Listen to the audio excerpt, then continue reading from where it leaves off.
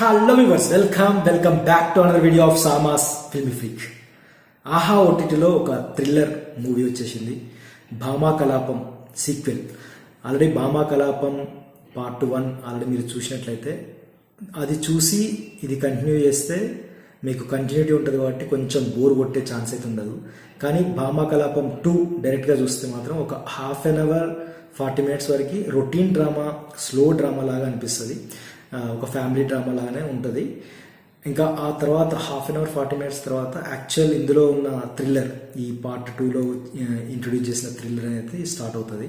అంటే ఇక్కడ corrupted police officer ఒక గేమ్ ప్లాన్ అనమాట ఇది. అంటే కొకేన్ ఉన్న ఒక కోడిపుంజు బొమ్మలో కొకేన్ ఉంటుంది. సో దాన్ని రాబరీ చేయించడం కోసం ఈ మాస్టర్ ప్లాన్ అనమాట, ఈ corrupted police officer master plan.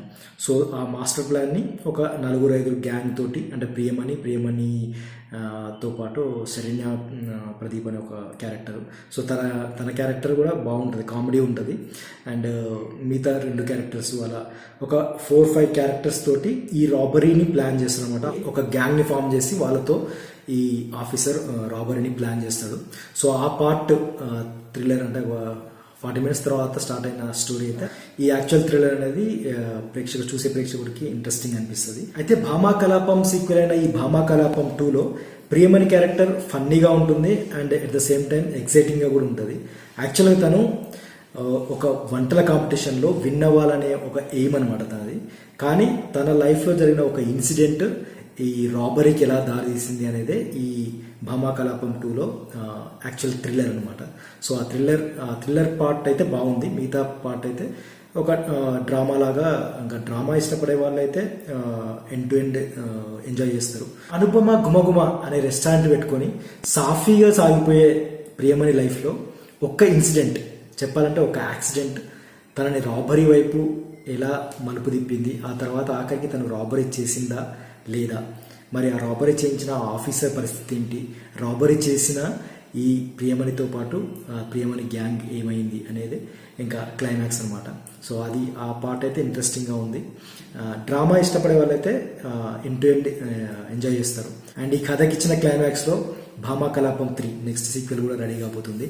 ఈ భామా కలాపం 2 స్టోరీ ఒక రొటీన్ డ్రామా లాగా అనిపించినప్పటికీ, ఒక రెగ్యులర్ థ్రిల్లర్ లాగా అనిపించినప్పటికీ కూడా ఇది మీకు ఎంటర్టైన్ చేయడానికి ఒక 2-3 ఇంట్రెస్టింగ్ పాయింట్స్ ఉన్నాయి. అంటే మెయిన్ ఈ లీడ్ రోల్ ప్లే చేసిన ప్రియమణి పర్ఫార్మెన్స్ అవ్వచ్చు, అండ్ ప్రియమణి పక్కన ప్లే చేసిన శరణ్య ప్రదీప్ తన క్యారెక్టర్ కూడా తెలంగాణ యాసతోటి చాలా ఫన్నీగా కొనసాగుతూ ఉంటుంది.